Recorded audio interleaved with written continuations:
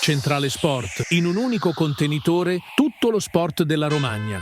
Eccoci qua per il secondo appuntamento con Centrale Sport. Ringraziamo Franz Collini che ci ha gentilmente concesso 15 minuti del suo drive time e non perdiamo tempo visto che abbiamo guadagnato minuti. Io darei subito la parola al nostro capitano. Ti posso chiamare capitano? Allenatore, al nostro allenatore. Daniele Magnani. Grazie, ciao, ben trovato Roberto, ben trovati a tutti noi. Siamo sempre formazione tipo con Lorenzo Lucchi qui al mio fianco per introdurre questa seconda puntata, una puntata ancora tra luce e ombre, nel senso che partiamo con le ombre del Cesena, ma poi ci saranno anche delle luci per quello che riguarda il volley di Cesena, un po' di ombre per il volley femminile di Ravenna, insomma il calcio a Forlì a Ravenna è andato così, comunque diciamo una bella puntata anche questa sera. Da questa sera Roberto è l'obbligo subito di salutare due nostri amici. Salutiamo Vito e i nostri amici del ristorante Pizzeria Rosa dei Venti a Forlimpopoli, un posto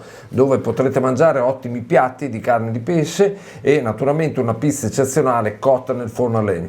Un'ottima location per pranzi, cene di lavoro, per le vostre feste, cerimonie, compleanni. La Rosa dei Venti a Forlimpopoli si trova nella zona industriale sulla tangenziale esterna di Forlimpopoli in via Berlinguer, aperta tutti i giorni a pranzo e la sera invece dal giovedì alla domenica. La Rosa dei Venti è la scelta giusta per il tuo palato. L'altro amico che dobbiamo salutare invece è quello dell'Aparta Hotel Romea. Lui ci dice ma il tiro cross è un tiro o un cross? Questo per introdurci a cercare di sforzarci di capire l'Apart Hotel cos'è. È un appartamento o un hotel? Ed è un po' tutte e due, perché è un appartamento dove in ogni stanza c'è un angolo cucina dove poter cucinare, ma al tempo stesso anche il servizio di un hotel, cambiando la biancheria tutti i giorni, che ti offre una collezione di qualità in stanza. Romea Apart Hotel è in via Romea 605, il meglio di un appartamento con la comodità di un hotel e i prezzi non sono doppi. Romea Apart Hotel è assist e gol, visto che siamo in termini calcistici. E allora Lorenzo, parliamo prima dei dolori, perché purtroppo è arrivata venerdì sera, sabato sera, questa sconfitta interna pesante. Poi il nostro amico Jimmy che ci sta riprendendo, lo ringraziamo anche per la locandina che in settimana ha realizzato sia in versione orizzontale che in versione verticale, e ci faceva notare Jimmy che il Corriere ha scritto che era da 68 che non si verificava uno 0-4 casalingo. Una superpotenza a Venezia, ma dobbiamo parlare per il Cesena di crisi vera o di un momentaccio che dobbiamo mettere alle spalle quanto prima? Beh, di sicuro, buonasera a tutti, di sicuro questo è un momento negativo della stagione.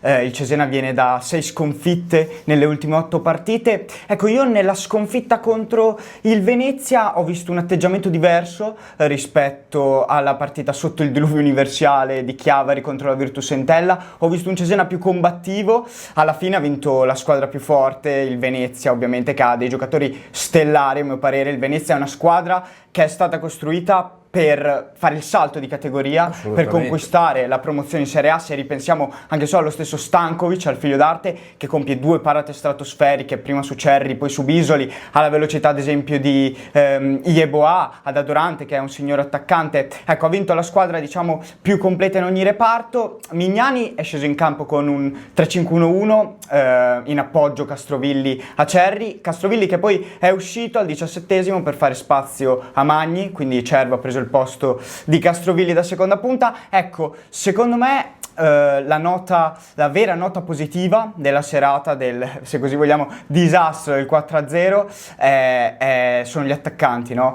Perché Cerri ha avuto un ottimo impatto, ha fatto cose molto buone sia a livello tecnico, mi ricordo una Veronica nel secondo tempo, un cambio di campo importante, ma anche a livello proprio di presenza nella partita, no?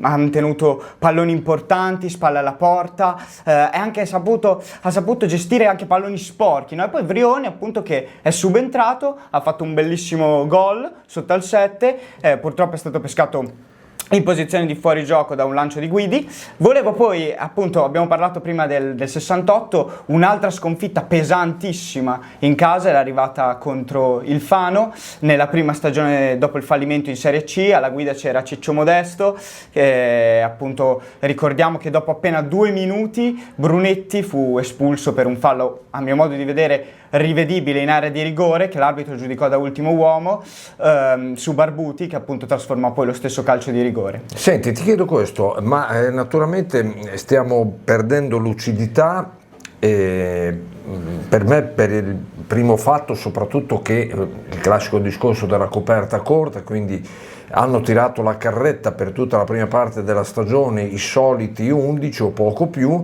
e poi adesso cominciano a complicarsi anche la somma di ammonizioni, le squalifiche, quindi quando magari ti presenti in campo senza un paio di giocatori, magari uno per squalifica, uno per uno stato condizionale o per un infortunio, cominciano insomma a sentirsi anche queste assenze qua. Certo, sarà fondamentale ora affrontare, secondo me, partita per partita. I nuovi acquisti, secondo me, dovranno essere la chiave di volta di questo Cesena, no? Cercare appunto di fare prestazioni convincenti come quella di Cerri, quindi ritrovare quella costanza, ecco, che aveva contraddistinto il Cesena soprattutto nella prima parte di stagione. Benissimo, a questo punto stiamo chiudendo questa parentesi bianconera sul Cesena, diciamo 13 partite al termine, quindi diciamo abbiamo già fatto 2/3 del campionato, 13 partite interne e 13 partite, scusate, al termine della stagione, e con questo Cesena Spezia di sabato prossimo il Cesena giocherà nuovamente in casa una partita un po' spartiacque perché non si può più fallire. Lo Spezia è in difficoltà, anche lo Spezia, ovviamente fra le mura amiche del Manuzzi, è vero, è arrivata una sconfitta pesante contro il Venezia, ma le mura amiche devono essere la forza, il Manuzzi deve essere la forza di questo Cesena, soprattutto in momenti difficili come questo. Arriva uno Spezia in difficoltà, una Spezia che ultimamente fatica a produrre gioco, a fare risultato. Bisogna assolutamente portare a casa punti contro lo Spezia. Perfetto, diamo benissimo, sono le 19:10, un ottimo orario Roberto, e a questo punto sentiamo se c'è già in linea da Ravenna Sandro Camerani, perché il suo Ravenna, il nostro Ravenna, diciamo, ha cambiato l'allenatore, quindi c'è stata una turbolenza insomma piuttosto importante e il Ravenna ha reagito bene. Ci sei Sandro?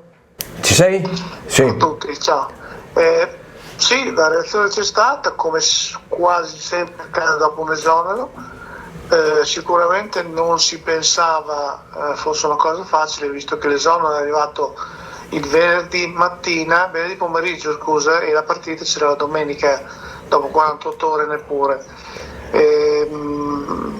Marchione è stato esonerato, ha pagato gli ultimi 2 mesi, ma secondo me anche un progressivo distacco della visione con quello della società.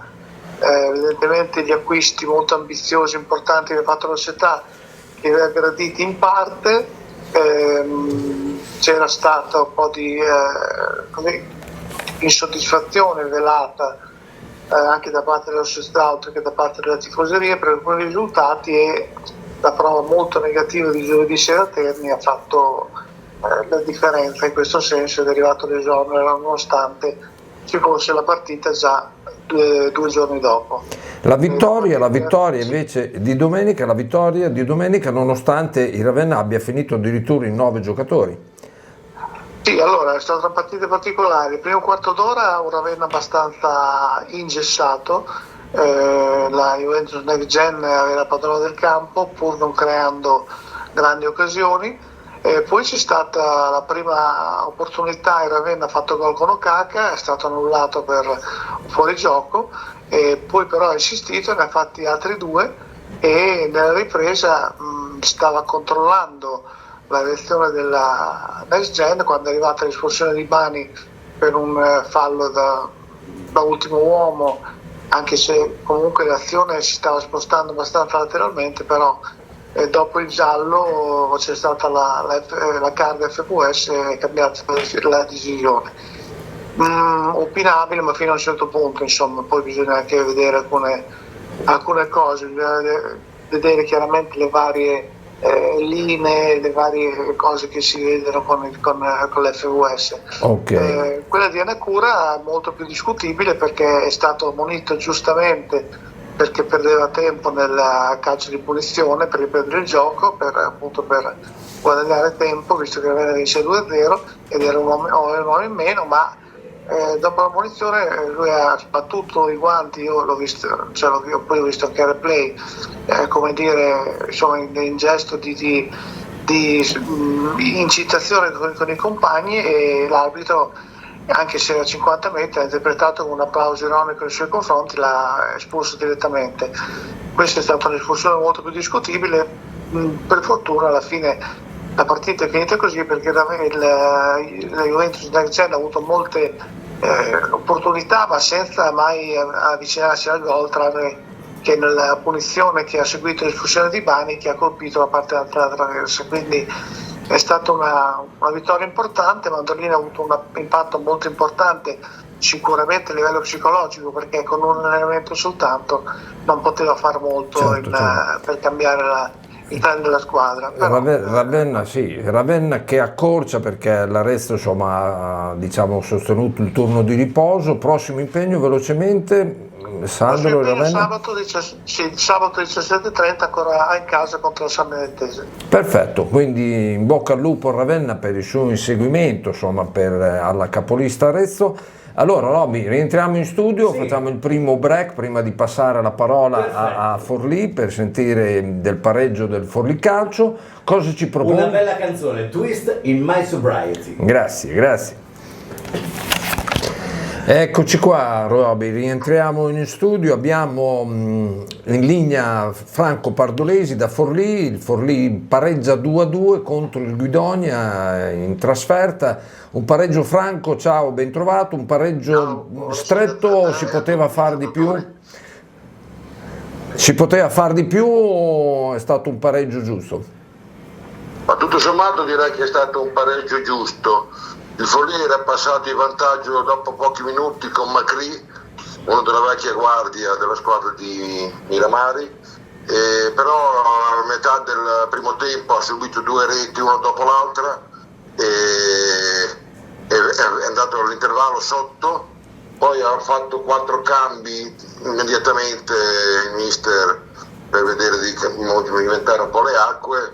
C'è stato l'immediato pareggio di Palomma, che è uno dei nuovi di testa in un calcio d'angolo, e poi il Forlì l'ultima parte di partita ha tenuto in mano il pallino, è andato vicino alla segnatura che non è arrivata, però è un pareggio che dà continuità ai 4 punti portati a casa nelle precedenti 2 partite e allontana di un'altra lunghezza, quindi adesso sono 6 i punti di vantaggio sulla zona play out, che è quella che il Forlì deve tenere d'occhio. Guardare, ecco, quindi di squadre grosso modo appaiate, sbaglio, Sì, Forlì e Guidonia. Squadre in molti punti, e addirittura la zona playoff dove si possono qualificare fino alla 10ª formazione è solo a 1 o 2 punti, poco lontano. Ci sono 2 o 3 squadre, stasera ne gioca un'altra, però insomma è vicina, e quindi il Forlì, se continua su questa strada, potrebbe anche fare un pensierino, anche se la cosa fondamentale è mantenere la categoria. Ok, La settimana prossima, sì. Dimmi. Prossimo appuntamento casalingo, Sì, il suppongo. prossimo appuntamento invece no, sono 2 trasferte. Ah, 2 trasferte consecutive? Sì, e lunedì sera in notturna, con questi orari strani che propone la federazione, orari e giorni, giocano praticamente in tutti i giorni della settimana. Giocano lunedì sera alle 20:30 a Terni, che sarà un'altra partita non certo facile, perché la Ternana è una squadra di tradizione, tutto sommato sono una squadra forte, anche se non ha ambizioni di promozione, però sarà un impegno senz'altro, un ostacolo abbastanza alto. Però il Forlì adesso si è ripreso, ci va con un animo diverso da quello che succedeva 15 giorni fa. Benissimo, Franco, grazie, coinciso, bravissimo, quindi in bocca al lupo anche al Forlì, che si deve guadagnare quanto prima la salvezza matematica, poi magari fare qualche pensierino anche più ampio. Grazie ancora Franco da Forlì. Va bene. In bocca al lupo anche alla mia squadra, il Club Forza Forlì, che questa sera scende in campo nel campionato over 35, ci conosci? Sì. Col team, io faccio l'allenatore adesso. Bravo, sempre con ottimi risultati anche. Va bene? Grazie ancora Franco, Grazie, ciao, buona serata, grazie. ciao. Torniamo in studio, Robby, giusto il tempo di chiamare perché passiamo rapidamente al basket e andiamo a sentire cosa ci dice da Forlì Stefano Benzoni, che sentiamo.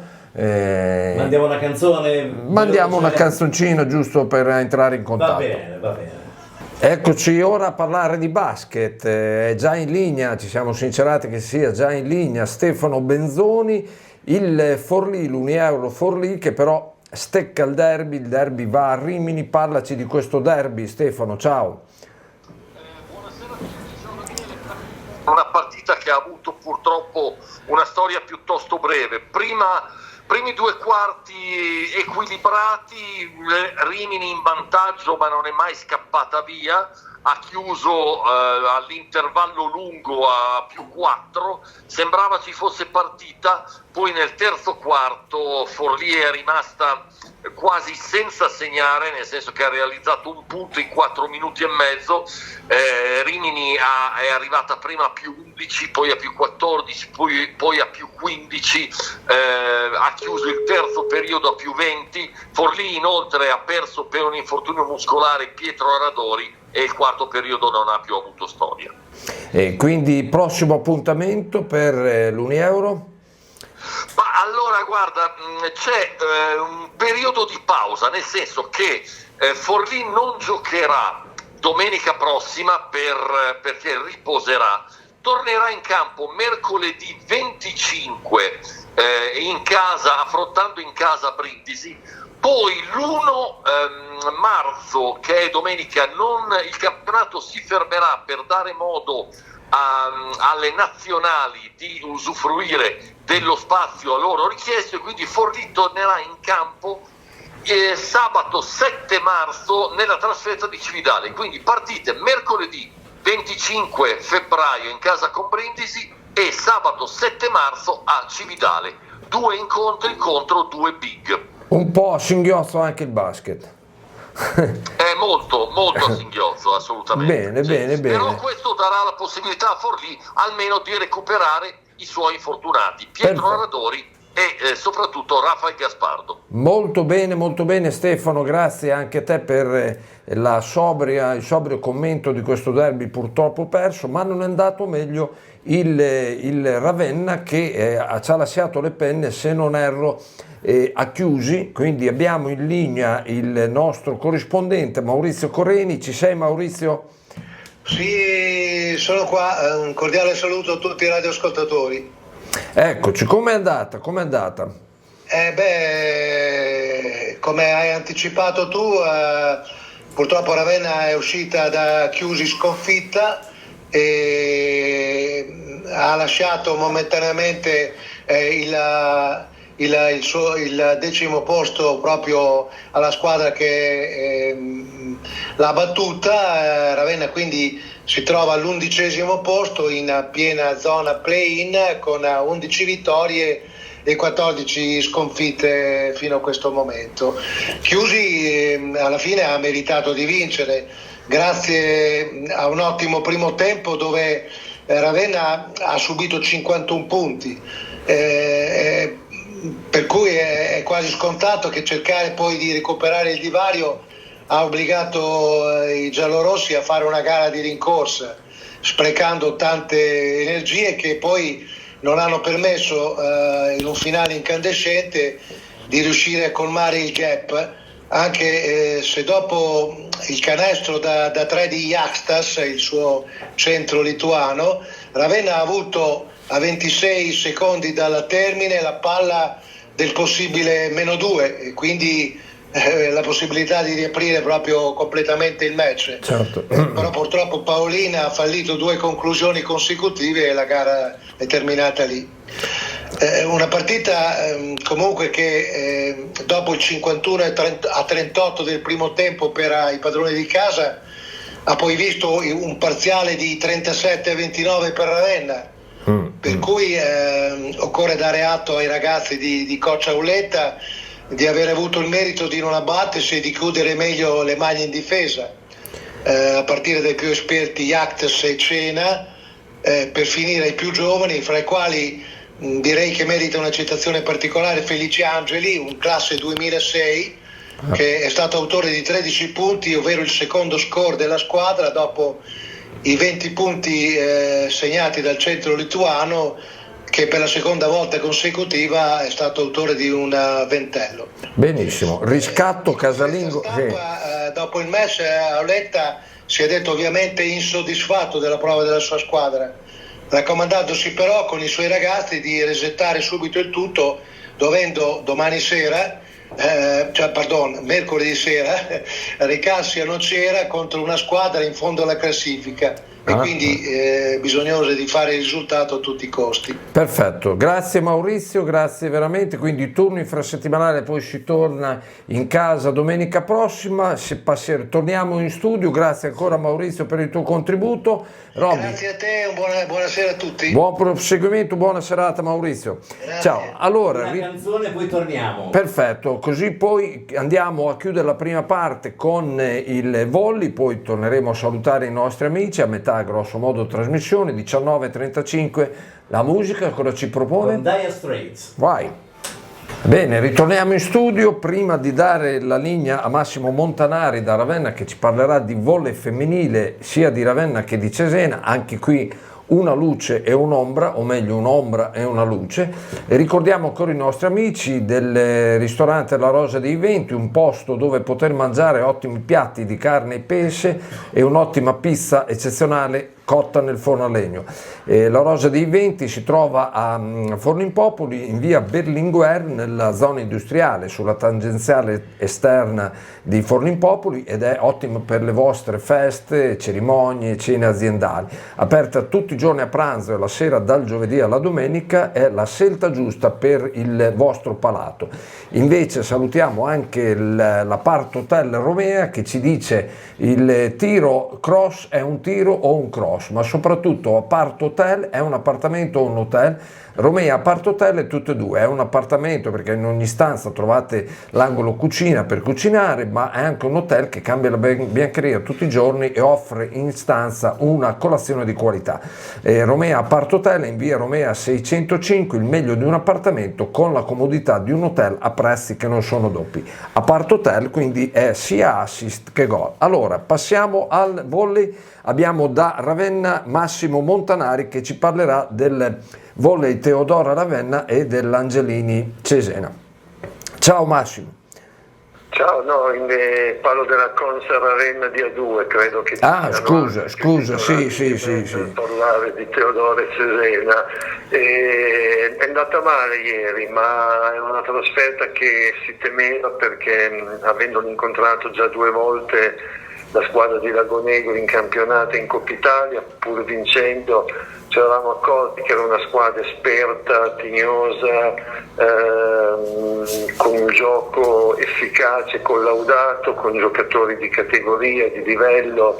È una squadra che richiede molta pazienza nell'affrontarla. Ieri la squadra è mancata un po' soprattutto nell'approccio, perché è andata sotto in tutti e 3 i set all'inizio ed è stata sempre costretta a inseguire, a rincorrere. Per i primi 2 set c'è stata anche la capacità di arrivare a pareggiare il risultato, poi nel finale, nelle azioni più determinanti, decisive, ha avuto la maggiore esperienza e freddezza della squadra avversaria. È una sconfitta che non cambia nulla nel cammino di Ravenna, che era terza prima di questa partita, è terza tuttora, quindi in piena zona playoff. Lagonegro ha mantenuto il suo 6° posto, ma si conferma una squadra comunque di spessore. Adesso c'è la sosta per la Coppa Italia, domenica prossima si giocherà Prata-Pineto, cioè le prime 2 dell'attuale classifica in terra friulana, e poi dal 1° marzo si riprende con le ultime 7 giornate, la lunga volata finale prima degli spareggi per la promozione. Benissimo, benissimo Massimo, scusami mi sono ingabbiato, insomma, ecco, tra volley maschile e volley femminile, ma ti ringraziamo per questo intervento relativo appunto al volley maschile di Ravenna, mentre abbiamo, se Roberto è pronto dalla regia, l'audio anche di Rustignoli che invece ci parlerà del volley femminile sia di Ravenna che di Cesena. Grazie ancora Massimo Montanari, buona Coppa Italia e buon proseguo di campionato con, come hai detto tu, con le 7 partite che a partire da marzo rappresenteranno il rush finale, insomma, per la squadra ravennate. Grazie ancora del tuo intervento. Ciao Massimo, a presto. Ciao a tutti i radioascoltatori, buon proseguimento. Vai Robby con l'audio di Valerio Rustignoli, vai. Buonasera Daniele, buonasera a tutti i colleghi e soprattutto buonasera a tutti gli ascoltatori di Radio Centrale. Siamo anche questo lunedì a parlare dei risultati del weekend del campionato di B1 femminile di pallavolo, un turno insomma che non ha fatto mancare le sorprese, che ha cambiato un po' la situazione in classifica delle nostre formazioni romagnole. Sicuramente il risultato più sorprendente è quello di Modena, dove la giovanissima Anderlini, formazione attualmente in piena lotta a salvezza, formato da un gruppo di giovani molto interessanti, ha vinto per 3-0 contro l'Olimpia Teodora Ravenna, che ha perso la sua prima partita, è la prima partita di inizio campionato in cui non fa punti, e una sconfitta insomma sorprendente sia per la nettezza, visto che comunque sia la formazione modenese ha conquistato tutti e 3 i set, di cui il primo e l'ultimo anche con scarti abbastanza importanti, 25-19, soprattutto 25-15 l'ultimo set, e quindi una sconfitta sicuramente sorprendente per Ravenna, che resta capolista, ma che vede accorciare un po' il margine rispetto alle formazioni che le inseguono. Se parlando di zona salvezza, invece importante e altrettanto netta vittoria per l'elettromeccanica Angelini di Cesena, che ha battuto 3-0 il fanalino di coda Scandicci, una vittoria importante perché riporta la formazione cesenate in scia alle squadre che la precedono. Ricordiamo che le ultime 3 della classifica retrocedono direttamente, salvo che tra terzultima e quartultima ci siano 2 o meno punti. In quel caso terzultima e quartultima faranno un turno di play-out. Attualmente, se il campionato finisse oggi, ci sarebbe un play-out, e ci sarebbe un play-out fratricida tra cugine, perché attualmente all'11° posto, subito sopra Cesena, c'è Forlì, 2 punti avanti rispetto alle cesenati, Forlì che nell'ultimo turno ha perso per 3-1 il derby contro Bologna tra le mura amiche, un primo set estremamente positivo per le ragazze di Cosnello Cagliendo, finito 25-13, non è bastato insomma contro poi la rimonta di Bologna che 16-25, 18-25, 19-25 ha poi conquistato il successo. Il prossimo turno sarà un turno estremamente importante, sia Forlì che Cesena, che sono le 2 formazioni insomma più vicine tra di loro, saranno entrambe impegnate in trasferte molto difficili. Forlì andrà ad Ostiano, la quale sicuramente vorrà vendicare la sconfitta dell'andata al Villa Romiti, mentre Cesena sarà di scena invece a Bologna contro VTB, che come detto è reduce dal successo di Forlì dello scorso weekend. Partita insidiosa ma sicuramente alla portata per Ravenna, che ospita San Giorgio Piacentino, per una sfida comunque da non sottovalutare, anche perché poi nelle ultime settimane il cammino di Ravenna si sta facendo un po' meno netto rispetto a quanto era avvenuto nella prima parte di campionato. Chiude il quadro delle formazioni forlivesi, che non abbiamo citato prima, Riccione, che nello scorso turno ha perso contro Reggio Emilia, che invece questo weekend sarà impegnata sul campo amico contro la forte formazione di Ripalta. Grazie a tutti e buona serata. Eccoci qua, quindi ringraziamo Valerio Rustignoli da Ravenna, e prima di passare diciamo alla parte conclusiva della trasmissione, che ci riserverà 2 focus, uno sul rugby e uno sulla Formula 1, una parola anche da parte di Lorenzo Lucchi qui al mio fianco, perché segue l'Angelini Cesena insomma di B ed è riuscita comunque a imporsi sullo Scandicci e a dare una discreta svolta un po' alla sua classifica e speriamo che si possa rimpolpare anche con i prossimi turni. Certo, la squadra di Lucchi deve assolutamente ripartire da questo risultato, un 3-0 che fa ben sperare contro l'ultima della classe. Da sottolineare la prestazione anche di Giada Benazzi, che è stata la miglior realizzatrice per Cesena con 17 punti, 3 ace e 2 muri, e insomma una vittoria. Ora Cesena è al terzultimo posto con 14 punti, dovrà riportare tutto il carattere che si è visto contro Scandicci, la pallavolo che comunque ha dimostrato di saper giocare l'anno scorso e a tratti in questa stagione contro Bologna. Perfetto, direi quindi una zona, non dico tranquilla, ma vicino alla tranquillità, insomma, che il Cesena deve continuare, diciamo, a incrementare punteggi, insomma, portarsi in una zona più tranquilla nelle sue corde, può farlo tranquillamente. Sentiamo, ecco, quindi andiamo, poi faremo un ultimo stacco, dovremmo avere una new entry, questo nostro nuovo amico di Centrale Sport, Marco Zuccherelli, che ci farà una finestra, ci aprirà una finestra sul rugby, anche se Marco mi sembra di aver letto un pochettino nei quotidiani che non è andata proprio benissima per il Romagna. Buonasera a tutti gli amici di Radio Centrale. No, purtroppo entrambe le squadre romagnole, sia quella maschile che quella femminile che disputano il campionato di Serie A, sono incappate in 2 sconfitte. Diciamo che il percorso non è facile, si fa complicata la situazione per entrambe le squadre, però il potenziale c'è.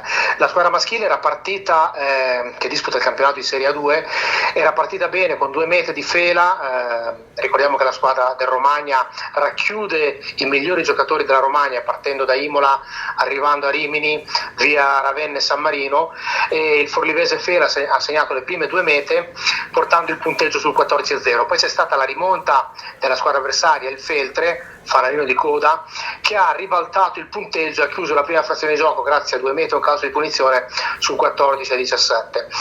La ripresa comincia con il trend della prima frazione di gioco, 2 mete del Romagna, una di Sparaventi e una di D'Agostino, riportano i giallorossi in vantaggio, ma poi c'è l'attacco, la situazione si ribalta e i veneti con un altro calcio di punizione, 2 mete, si portano sul 26-27. L'ultima azione vede i giallorossi provare a segnare la meta della vittoria fino alla fine. Un banale errore di trasmissione consente agli avversari di intercettare il pallone e così con la meta finale in mezzo ai pali di Aspedello si conclude il match col 26-34, che fa scivolare i giallorossi in terzultima posizione in classifica.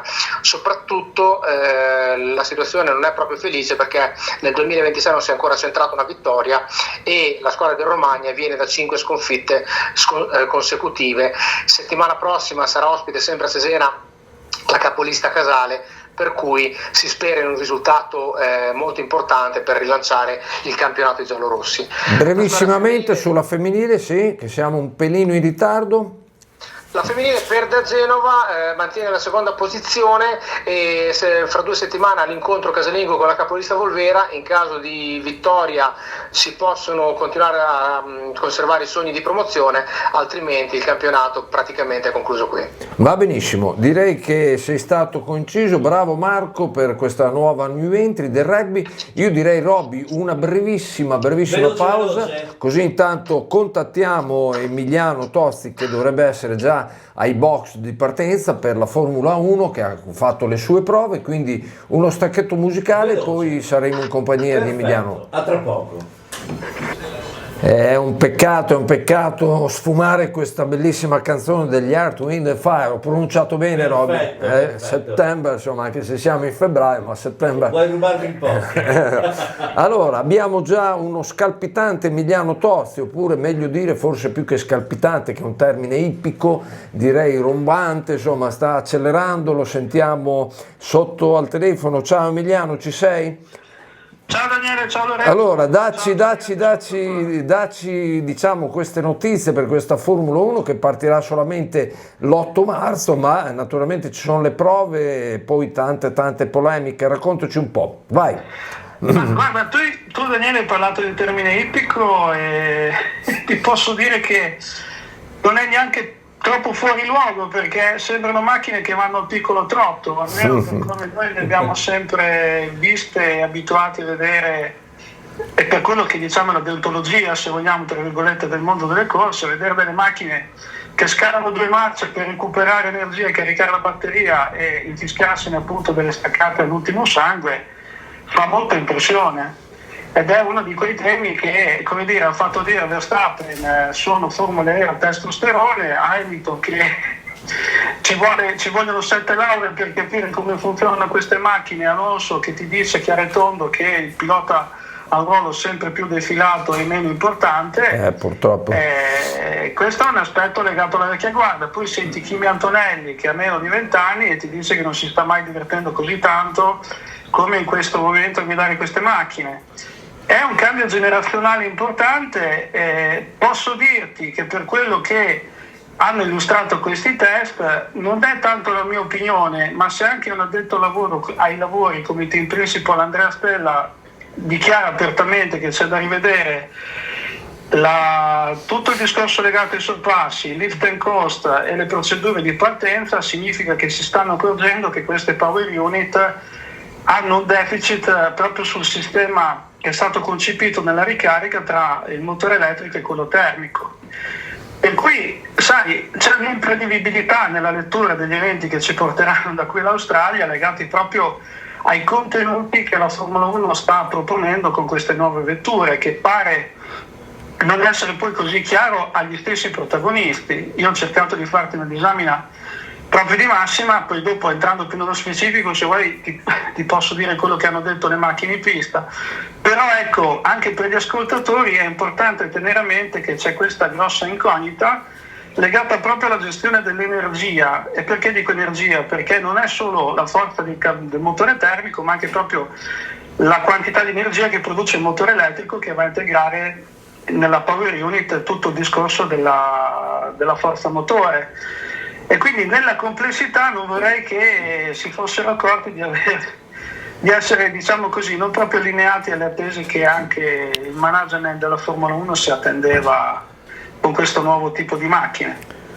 Certo che hai detto una cosa importante, dove praticamente nel mondo dei motori, perlomeno automobilistici, l'uomo, l'atleta, diciamo, conta sempre meno. Ma diciamo che ecco, deve reinventarsi uno spazio che secondo me rischia di scappare di mano con, non dico abuso, ma un uso improprio della tecnologia, per cui il fattore umano è sempre più legato ad aspetti neanche tanto di prestazione, ma di gestione della prestazione. Okay. Cioè proprio come tu riesci a svolgere la tua performance nell'atto di gara. Per cui, come vi dico, era impressionante vedere anche dei camera car che ci sono stati alla prima sessione del Bahrain, gente che scalava 2 marce e poi affrontava la curva infischiandosene, tra virgolette infischiandosene, di tirare la famosa staccata, cioè di tirare al limite. Il limite qui sta diventando un aspetto per cui è la gestione della risorsa energia della macchina. E tra virgolette le vecchie guardie, come dicevo, Hamilton, Alonso, Verstappen è stato un attimo più colorito, questo aspetto l'hanno evidenziato molto chiaramente. Quindi dico la verità, prima di parlare di automobili, di Ferrari, di Mercedes, di McLaren, è questo l'aspetto che secondo me va un attimo preso in considerazione, perché ci obbligherà, volenti o nolenti, a vedere qualcosa a cui non eravamo stati abituati fino ad oggi, perché le macchine si comporteranno diversamente.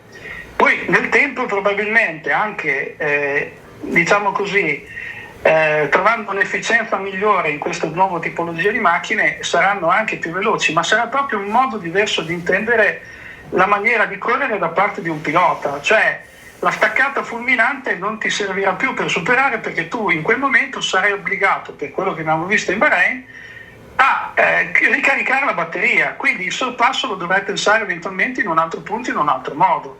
Non è facile anche pensare a chi come me ha visto per 40 anni delle corse, dovermi approcciare a questa nuova modalità. Ti dovrai abituare per forza. gioco forza. Dovremo. Guarda Daniele, mi toccherà coltivare sempre di più le gare di durata, perché lì siamo ancora allo style che ci si dà dal primo minuto e per 24 ore come le mance si cerca di essere più veloci possibile per accumulare tempo sugli avversari e far fronte alle eventuali imprevisti che ti regala la gara. Quindi penso a te che cosa ti vengo a dire, che andranno più forte le macchine in Formula 1 quasi quasi. Va bene, va bene. Noi ti ringraziamo ancora per la competenza, per le specificità, insomma noi ci guardavamo qui in studio, insomma ecco perché le tue parole sono altamente specifiche, quindi insomma abbiamo indovinato anche questo acquisto. Ricordiamo fra l'altro che Emiliano Tozzi fa parte insieme a Fabio Casadei della redazione di Diogene Sport Magazine e quindi indubbiamente ringraziamo anche Fabio Casadei che oggi è stato in panchina ma tornerà con noi, anche perché poi siamo veramente in chiusura, Emiliano, anche perché poi il prossimo lunedì vedremo se torneremo a parlare ancora di Formula 1, di MotoGP, ma sicuramente lunedì prossimo, ve lo anticipiamo già, trarremo, visto che si chiuderanno domenica 22, trarremo lunedì 23 una considerazione finale anche su questi giochi invernali, su queste Olimpiadi. Lorenzo, qualcosa hai visto? Io intanto ringraziamo Emiliano, grazie ancora, buona serata anche a te, grazie. Ma guarda, quindi sì, io ho avuto la fortuna di vedere ieri, prima del calcio, insomma comunque la medaglia d'oro della Brignone, ho visto la medaglia della Vitozzi, avevo visto il quarto posto della coppia, molto bello insomma sul pattinaggio artistico. Tu hai seguito un po'? Io qua ti stupirò perché così guardando i social in generale, in particolare TikTok, stanno andando virale tanti video sul curling. E devo dire che è uno sport che mi piace, l'ho scoperto proprio dai social, da TikTok. È andato virale un video che, se non sbaglio, ha fatto svariate milioni di visualizzazioni della Coppa Italiana, non di queste Olimpiadi, ma è uno sport che secondo me è affascinante, è diverso, è speciale e quindi mi appassiona. Bene, quindi siamo veramente in chiusura, ricordiamo ancora i nostri amici. A me è piaciuto, dicevo, oltre al pattinaggio artistico insomma su ghiaccio, anche la ottima mira della Vitozzi, che ha vinto l'oro anche e soprattutto per una miglior precisione nel tiro a bersaglio. Questa gara anche abbastanza faticosa, perché sono 10 km comunque di sci, insomma sali, scendi eccetera, e poi ci sono 4 step mi sembra dove si va a tirare con la carabina, e a differenza delle concorrenti la Vitozzi insomma ha sempre fatto pieno, perché se uno poi sbaglia a tirare con la carabina ha delle penalità in tempo, insomma in tempi, e quindi questo le ha consentito di vincere la medaglia. Allora salutiamo brevemente i nostri compagni, sono le 21.01, i nostri primi 2 compagni. La prossima settimana sicuramente aumenteremo 20, ho detto? 20.01, ero già con l'ora legale, dicevo i nostri 2 amici brevemente. La prossima settimana dovremmo già raddoppiare, perché le cose stanno, grazie a Dio, andando bene. Ricordiamo il Romea Apart Hotel, che brevemente sintetizzando è sia appartamento e hotel, quindi offre una ospitalità veramente a tutto tondo in via Romea 605 a Cesena, il meglio di un appartamento con la comodità di un hotel a prezzi che però non sono doppi. E poi la Rosa dei Venti, il nostro amico Vito e i suoi amici, che presto andremo a trovare con tutta la redazione, un posto dove poter mangiare ottimi piatti di pesce, carne, nonché pizza cotta nel forno a legno, aperta tutti i giorni a pranzo e alla sera dal giovedì alla domenica, veramente la scelta giusta per il vostro palato. A questo punto, Robby, io direi che siamo veramente in chiusura, siamo partiti alle 19 e una manciata di minuti, sono le 20 e una manciata di minuti, quindi vi ringraziamo per averci seguito, continuate a farlo. Lunedì prossima, terza puntata, lunedì 23, sarà il 23 di febbraio, entreremo in Quaresima. Buon fine carnevale a tutti, perché domani è l'ultimo giorno di carnevale, poi da mercoledì si entrerà in Quaresima. Forza a tutte le nostre squadre, dal calcio al volley, dal rugby alla pallavolo, eccetera eccetera, e continuate a seguirci. Grazie da parte di Daniele Magnani, grazie speciale a tutti, un saluto a tutti i radioascoltatori, anche da Lorenzo Lucchi, e appuntamento a lunedì prossimo. Ciao.